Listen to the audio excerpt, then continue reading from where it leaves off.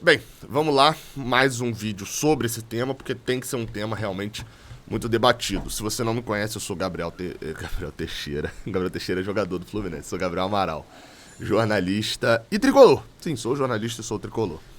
Vamos abordar esse assunto porque agora também mais conteúdo de comentário do que aconteceu, do que necessariamente a minha opinião, como eu de fato já dei no vídeo anterior, e não vou ficar aqui repetindo os mesmos conceitos. Vale você ir lá ver. Até postei o vídeo errado, né, de manhã. Postei um vídeo com 30 segundos, que era só uma parte, né, porque eu tive que editar.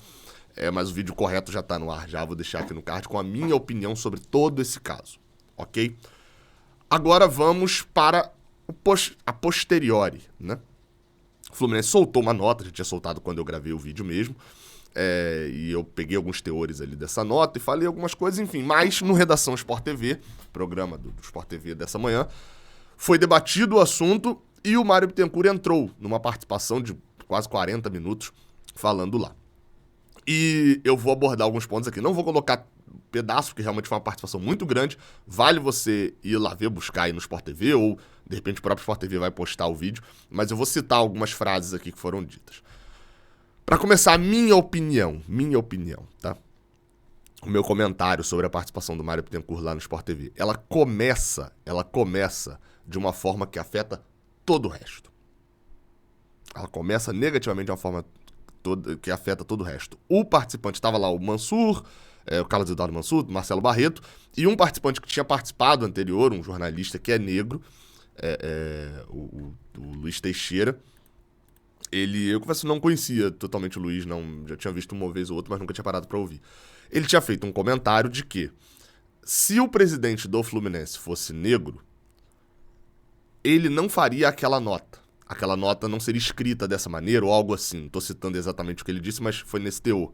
Justamente pelo fato de ter a palavra suposto ali, né? De ser considerado um suposto caso de racismo, etc. E da nota colocar esse suposto ali.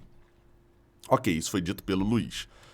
E a entrada do Mário Bittencourt já ter abordado isso, e de uma maneira que depois eu até considerei que ele entrou meio que na ofensiva e na defensiva, talvez para proteger. De fato, o Fluminense é uma instituição, os torcedores do Fluminense são um coletivo de pessoas. Eu abordei isso no outro vídeo, ali nem abordei tanto, né, mas que sofre com a pecha de ser racista, mesmo sem ser.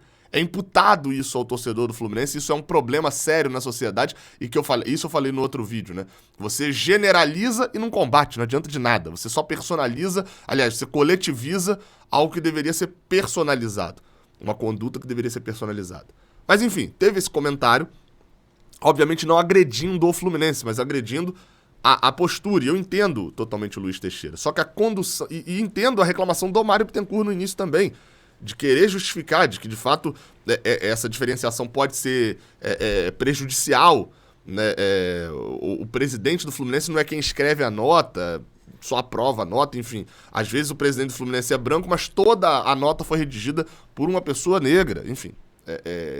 São discussões ali iniciais que poderiam ser abertas assim, mas a entrada foi muito na ofensiva e depois uma condição toda na defensiva que ferrou completamente o resto do debate. Já entrou no ataque. O Mário Bittencourt entrou com raiva por terem criticado esse ponto da nota. E aí, como eu falei, é justificável, porque teria umas respostas melhores. Ele cita ali o pior exemplo possível. E eu, no alto da minha branquitude, entendo isso, que é o pior exemplo possível, que é: eu não sou, mas tenho pessoas que são. E com isso eu consigo sentir a dor. Ele cita a questão da mulher dele e tal, que é negra e indígena, enfim, e eu não tiro aqui nada o mérito da questão. De fato, provavelmente ele como esposo deve sentir junto com ela, sentir a mesma dor e etc, mas não é a mesma coisa. Não é a mesma coisa. Eu ver alguém torturar um familiar meu não me faz sentir uma dor diferente do que o meu familiar está sentindo sendo torturado. O nome disso é compaixão, né? E a compaixão tem algo positivo e tem algo negativo também, né? Negativo no sentido de você sentir a dor negativa. O nome disso é compaixão. Mas não me coloca num lugar onde esteja disponível, onde eu esteja habilitado a poder falar que eu sinto a dor, porque eu não sinto. Eu nunca, utilizando o termo, a expressão da tortura, porque fica mais fácil numa dor física. mas no caso do racismo é uma dor mais psicológica, sentimental. Não me coloca. É o que se tornou banalizado, etc, tal do lugar de fala. A expressão acabou se tornando banalizada, mas é um fato. Isso não me habilita. Eu não tenho a habilitação para poder falar. Se o meu pai sofre racismo, eu não tenho a habilitação para poder falar como é a dor de sofrer. Eu tenho a habilitação para poder falar do que meu pai me fala que é. Enfim, mesmo eu sofrendo junto com ele. Eu sofro como alguém que sente compaixão por quem sofre racismo, mas eu não sofro por sofrer racismo. Se algo precisa permear o debate. Dito isso, o Mário entrou falando e, na minha opinião, errou nisso. Foi o erro dele. Mas, como falei, entendo perfeitamente a dor. Mas não o habilita para isso. Então, nesse ponto, ele poderia ter mudado. Mas vou falar depois o que poderia ter mudado. Vamos pro teor da nota do Mário Bittencourt, tá? Da participação do Mário Bittencourt. Ele fala, neste momento, juridicamente falando, o Fluminense não tem nenhuma comprovação de que a frase dita no meio do tumulto foi de fato dita. Se foi dita, repudiamos e vamos tomar ações. Aí depois ele é interpelado do porquê, interrogado, né? Porquê, de quais ações serão essas. Ele até fala de que as ações criminais cabem à justiça e de que as ações administrativas cabem ao Fluminense e provavelmente exclusão do quadro societário e etc. Ele até fala punição do quadro societário. Fiquei meio preocupado com isso. Espero que essa punição seja exclusão, né? E aí depois ele até fala, o nosso posicionamento é acreditar e ao duvidar e não duvidar da palavra do Gabriel Barbosa, né? Mas de fatos concretos só temos o vídeo que é inconclusivo e Gabriel só se manifesta após o vídeo. Jogar a questão, e isso foi um debate ali durante um bom tempo, de que o Gabriel precisa ter ouvido de maneira clara, pra mim é errado. O vídeo foi feito da arquibancada superior, onde o jornalista estava. Até foi dito isso pelo Mário, se ele realmente ouviu a agressão e etc. Ele não ouviu. Ele ouviu no vídeo. E por isso que ele se manifesta depois do vídeo. E assim, sendo bem sincero, eu ver alguém cometendo um crime contra mim, né? Porque é difícil porque não tem muitos paralelos sobre o crime de preconceito para comigo, né? Mas eu ver isso, sendo bem sincero, o sentimento muda um pouco ou praticamente nada de eu ver um vídeo de alguém falando isso. Então, nesse caso, o Gabriel ouviu. Ele ouviu o vídeo, se manifestou e ponto. O vídeo foi feito... E agora ele espera que os envolvidos na organização da partida identifiquem quem foi a pessoa para aí sim, ele denunciar também. E isso cabe muito à postura do Gabriel para que não sejam só palavras, ele levar esse caso também a consequências maiores. Até para servir de exemplo. Espero de fato que ele tenha essa vontade, porque senão é só discurso. Como eu falei, o vídeo foi feito da superior. Ele nem ouviu diretamente, ele ouviu depois no vídeo. E o fato ele até foi perguntado do que o Fluminense está fazendo, o Mário Bittencourt. E ele falou, estamos vendo o vídeo, já achamos 1 ou 2 possíveis infratores. Tem um vídeo que mostra os seguranças que estão de frente para as pessoas que estão protestando contra o Gabriel ali, provocando, enfim. Só que esses seguranças não têm uma reação na hora, então esses seguranças precisam ser interrogados se ouviram alguma coisa, enfim, ele meio que deu detalhes ali de como vai ser, estão tentando pegar depoimentos de quem estava ali por perto, enfim, de como está sendo essa investigação por parte do Fluminense. Isso eu achei interessante.